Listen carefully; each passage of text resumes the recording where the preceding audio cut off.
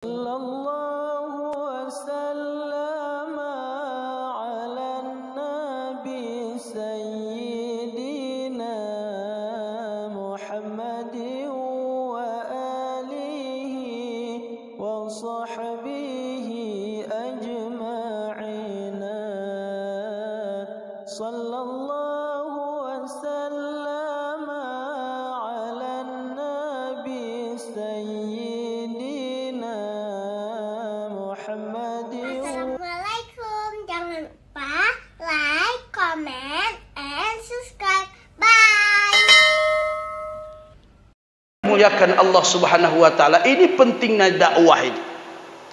Maka kalau ditanya kepada kita mana lebih baik dakwah dengan zikir, jawab dua-duanya baik, dua-duanya penting, dua-duanya perlu. Di kampung-kampung harus hidup dakwah, di kampung-kampung harus hidup zikir. Kalau kedua-duanya hidup, insya Allah inilah dakwah tadi. Agama Islam adalah agama dakwah. Tidak boleh kita ibadah sendirian saja, mikir diri sendiri.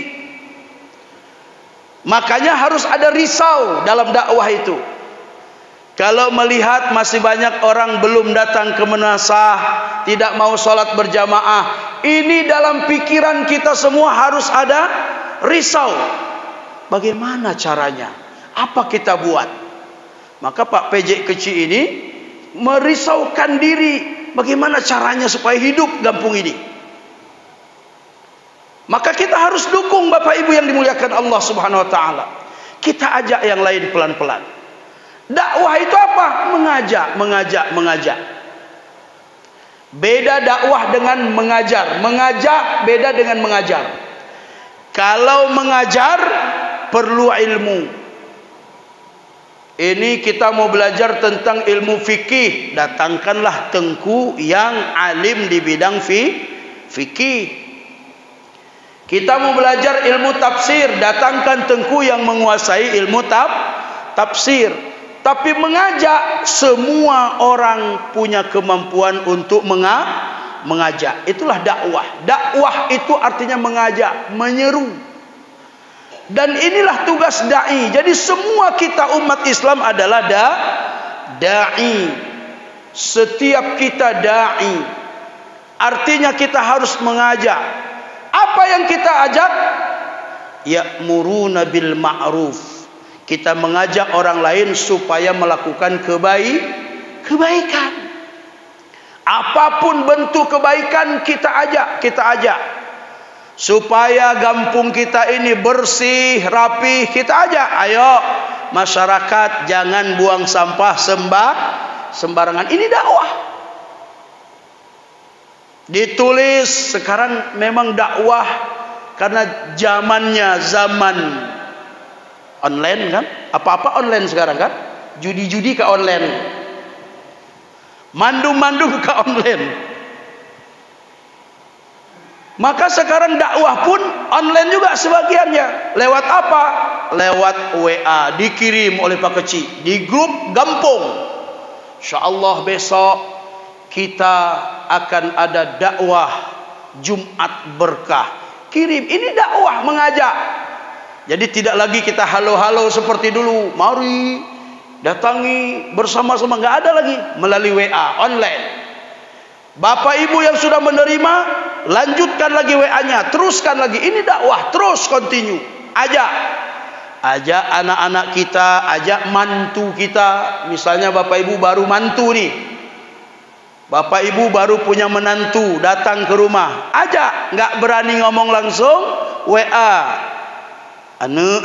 Sekarang ada mertua malu sama menantu, segan. Oh melinteh. Nah rumah, pakon anak pak aja, segan lun, segan pak melinteh, kacau dunia. Kalau untuk kebaikan tak perlu segan, bilang nak, di Mibo ini nah makanya setiap ada serah terima linto kan disampaikan itu, oleh Pak Kecil atau Tuhapet atau Pak Imam disampaikan. Insya Allah di kampung kita Mibo setiap Jumat subuh, nah Jumat berkah. Hai anak linto metua, menyo awak dron tinggal di sini, mari sama-sama taperame. Begitu. Maka kita orang tua sebagai mertuanya juga sampaikan, nak, ikutlah untuk menambah wawasan keilmuan, sekaligus dimanapun kita tinggal, kalau mau cepat dapat kawan, datang ke menasah. Nah, kadang-kadang urun katinggal letun, hantong pernah jak menasah. Anak turi Pak Imam. Begitu ada orang lewat, tumpang tanya, "Nek, tumpang tanya, rumah Pak Imam to?" Pak Imam to, lu ada turi Pak Imam. Kaletun tinggal. Sudah 3 tahun tinggal tapi tidak kenal Pak Imam. Tidak boleh begitu. Hadir ke menasah, hadir ke masjid. Disitulah tempat kita saling berkenalan, sekaligus kita mendapatkan ilmu. Bapak Ibu yang dimuliakan Allah Subhanahu wa taala. Maka kemudian dari dakwah ini insyaallah menyebarlah Islam ini. Rasulullah sallallahu alaihi wasallam dalam sejarah kita baca 3 tahun pertama beliau dakwah secara sir, sembunyi-sembunyi. Kenapa sembunyi-sembunyi? Karena belum punya kawan. Ketika Nabi menerima wahyu ini, lalu tugasnya adalah menyampaikan wahyu ini kepada orang lain, maka beliau sir kepada yang terdekat dulu, istri beliau Siti Khadijah, disampaikan. Kata istri beliau, ini adalah amanah besar dari Allah, harus disampaikan. Maka dicari lagi orang-orang yang memungkinkan mendapatkan dakwah ini. Pelan-pelan, diam-diam, tapi terus berjalan selama 3 tahun lamanya. Ketika turun ayat dari Allah, fasda' bima tu'mar wa a'rid 'anil musyrikin. Hai Muhammad, saatnya kamu bangkit, saatnya kamu bangun. Sekarang dakwahlah secara terang-terangan, berpalinglah dari orang-orang musyrik. Maka sejak itu Nabi pun berdakwah secara terang-terangan. Jadi Islam agama dakwah. Tidak boleh kita setelah mendapatkan Islam beramal saja sendiri.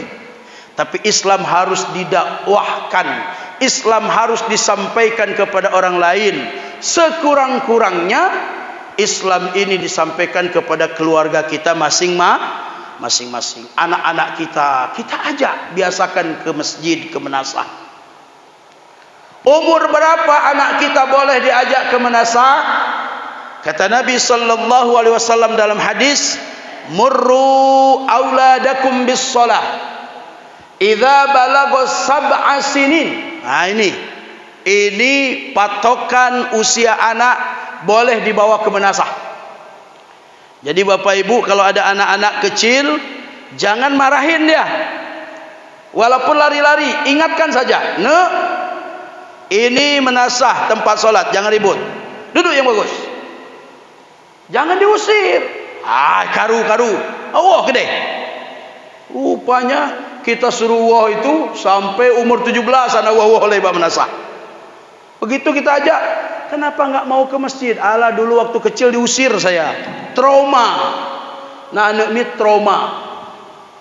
Oleh karena itu kalau ada anak-anak, jangan kita usir. Alhamdulillah, kita bina mereka. Umur berapa? Kata Nabi, "Murru auladakum bisalah." Ajarkan anak-anak kalian untuk belajar salat di masjid, di menasah. Ajak ke menasah.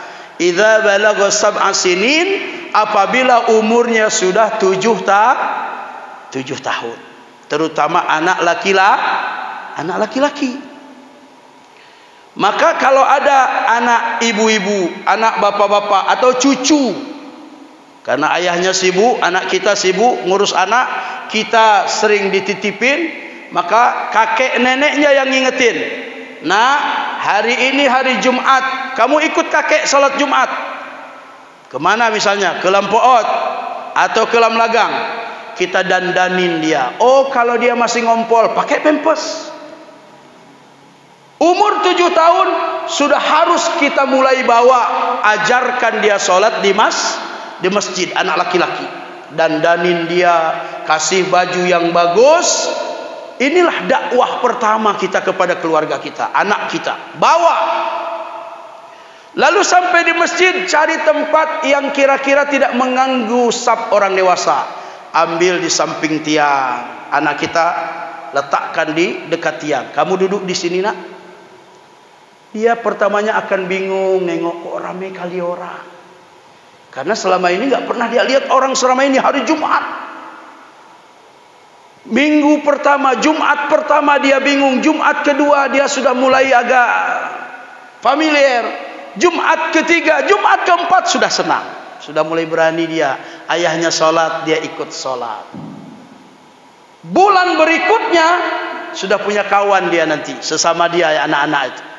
Maka insya Allah 3 bulan dia sudah bisa disap anak-anak di belakang. Inilah cara supaya kita mengajari anak-anak kita.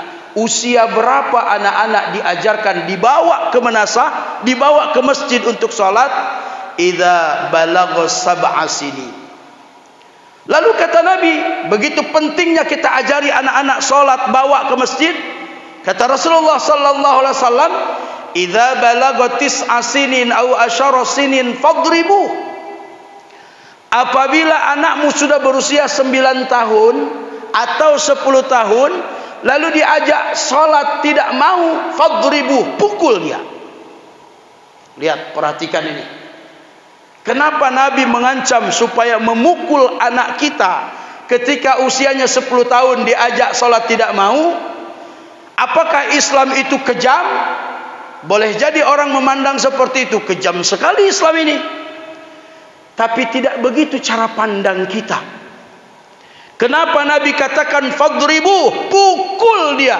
Sekiranya usianya 10 tahun diajak salat, dia nolak, nggak mau.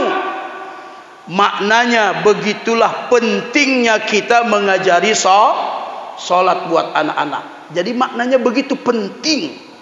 Sampai Nabi memerintahkan untuk memukul. Tapi pukul di sini bukan menyiksa.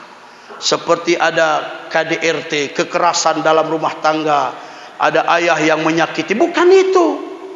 Dalam dunia pendidikan dan dunia dakwah, makna fadribu yang disampaikan oleh Rasulullah dalam hadis ini, Rasul mengajarkan kepada kita begitu pentingnya seorang ayah memberikan pendidikan dasar untuk mengajari anaknya sholat di usia dini. Karena apa? Usia 10 tahun. Sudah mulai SD itu. Kalau dari sejak dini tidak kita ajarkan anak kita sholat, lalu kita akan ajak dia usia 15 tahun, 16 tahun, usia SMA, jangan pernah harap berhasil. Berapa banyak hari ini anak-anak usia SMA, begitu disuruh sholat, dia pergi, tapi bukan ke masjid, belok dia. Kebetulan kantor saya kan dekat SMA. Itu sering sekali saya lihat guru-gurunya kewalahan. Ketika sholat zuhur, ayo sholat, ayo sholat. Anak-anaknya jalan semua menuju masjid Baitul Musyahadah. Rupanya bukan masuk Baitul Musyahadah, belok. Cari warung kopi. Kalau sudah usia 15 tahun. Kenapa? Karena sejak dini tidak kita tanamkan. Maka dakwah untuk mengajari anak kita sholat sejak usia 7 tahun kita ajarkan. Bapak Ibu yang dimuliakan Allah Subhanahu wa taala, di masjid-masjid di mana kalau kita pergi, kita bisa melihat ada anak-anak yang sudah terbiasa ke masjid, dia tahu. Maka sering saya bilang, kalau di masjid itu ada anak-anak yang ribut, itu pasti anak-anak yang ribut lari sana lari sini itu karena bapaknya nggak datang, anaknya aja yang pergi. Kata bapaknya, hai no, ajak aju gede, Pak Masjid. Hai ayah si ada. Rupanya bapaknya nggak pergi. Tapi kalau yang datang dengan ayahnya, dipegang tangan anaknya, nah, ayo kita pergi ke masjid, kita sholat. Naik Honda, sepanjang perjalanan dalam Honda itu, di atas Honda itu, di atas kendaraan itu, ayahnya pasti bilang, nah, nanti di masjid jangan lari-lari, nanti di masjid jangan nakal, nanti berkawan sama kawan-kawan, nanti sholat. Diajarin sepanjang perjalanan. Begitu sampai di masjid, paling tidak sebagiannya terekam di pikiran anak-anak apa yang disampaikan oleh ayahnya. Maka sampai di masjid, anaknya pun walaupun dibawa oleh kawannya untuk lari-lari, tapi pernah bilang, anak saya umur 4 tahun sekarang, kalau sampai masjid, "Hei, jangan ribut," kata abah kami. Begitu ribut anak-anak itu, dia bilang, "Hei, jangan ribut," kata abah kami di masjid. Tapi begitu orang sholat, dia ribut juga. Namanya juga anak-anak. Tapi artinya yang kita bilang selama perjalanan ke depan, selama perjalanan dari rumah ke masjid itu, dia ingat, dia sampaikan kepada kawannya yang lain. Maka kalau anaknya yang pergi sendiri, nggak ada nasihat itu. Bapak Ibu yang dimuliakan Allah Subhanahu wa taala, oleh karena agama Islam adalah agama dakwah, maka menjadi kewajiban kita semualah. Mari Islam ini bukan hanya sekedar diamalkan untuk pribadi kita, tapi juga untuk kita sampaikan kepada orang lain, sekurang-kurangnya, minimal kepada keluarga kita masing-masing. Alhamdulillah sekarang sekali lagi sudah dunia online. Ceramah direkam seperti ini, nanti ditayangkan. Maka alhamdulillah dunia dakwah luar biasa. Judi online hari ini sudah begitu marak. Maka salah satu untuk menangkal judi online dengan dakwah online. Terima kasih Pak Haji Endang yang luar biasa. Beliau mendedikasikan diri untuk meliput setiap kegiatan dakwah sebagai bagian daripada dakwah online. Judi online ini luar biasa Pak, parahnya. Zaman orang urang menjudinya mesamsam, malu rasanya. Nah pakat pedraw, hai main tanya, yud pat bak lampau pisang. Dulu begitu. Ada kebun yang nggak pernah orang lewat, di situ main judi 4 orang, gigit nyamuk lah situ. Tapi artinya apa? Jangan lihat orang lain karena malu. Tapi hari ini judi online, depan ustad pun mainnya. Kalau kita duduk di warung kopi itu, ada anak muda itu sedang main HP itu, kita pikir apa? Rupanya sedang berjudi. Berapa kali saya tegur di warung-warung kopi itu, anak-anak muda sedang bermain. Saya stop. Kamu mau saya laporkan ke WH. Kalau dia laporkan, kamu kena cambuk nih. Ustaz, jangan Ustaz. Kami main-main iseng. Nggak ada iseng-iseng. Stop. Stop, berhenti. Pulang kita main lagi. Cik menan kan? Tapi artinya apa? Separah itulah hari ini judi. Judi online. Dan yang paling parah lagi Bapak Ibu, judi online itu sekarang sudah merusak kehidupan. Ada kita dengar istri bakar suami. Ada kita dengar orang gantung diri. Itu setahun yang lalu di Ketapang kejadian, di warung kopi. Jam 7 pagi-pagi sudah tergantung satu orang di lantai 2. Rupanya karyawan warung kopi. Selidik punya selidik, dia punya hutang 12 juta gara-gara judi online. Gak sanggup bayar dia. Gak sanggup bayar, ditagih terus, stres. Dari mana untuk membayar 12 juta ini? Akhirnya gantung diri. Na'udzubillahi min dzalik.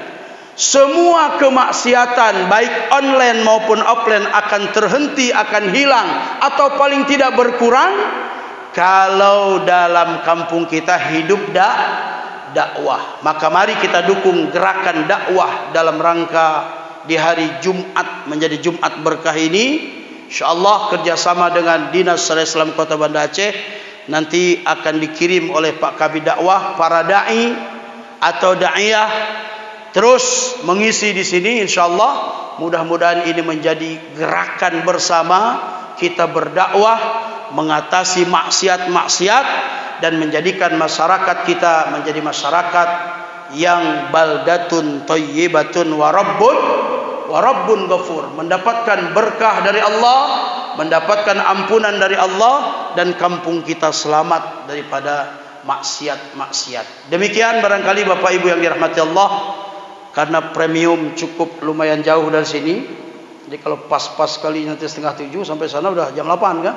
Jadi mungkin ini saja yang dapat kami sampaikan hari ini. Mudah-mudahan ada pertemuan di waktu-waktu berikutnya, dan insyaallah kita doakan Pak Kabid Dakwah ini mau berangkat umrah dalam waktu dekat dengan Pak Kadis, membawa anak-anak, mendampingi anak-anak juara 1 MTQ di Semelu kemarin Pak Kabid ya. Jadi dikasih hadiah bonus dari pemerintah kota kepada anak-anak juara-juara MTQ itu berangkat umrah, dan Pak Kadis dengan Pak Kabid akan mendampingi. Tetapi walaupun beliau tidak ada, Pak Kecil boleh berhubungan dengan saya nanti untuk saya atur siapa yang bisa kita tugaskan untuk mengisi Jumat berkah di tempat ini. Demikian, lebih kurang mohon diperbanyak maaf. Mari sama-sama kita berdakwah agar agama ini akan terus abadi sampai dunia ini dikiamatkan Allah Subhanahu wa taala. Subhanallah wa bihamdihi, subhanakallahumma wa bihamdika, asyhadu an la ilaha illa anta, astaghfiruka wa atubu ilaik. Wassalamu alaikum warahmatullahi wabarakatuh. Terima kasih.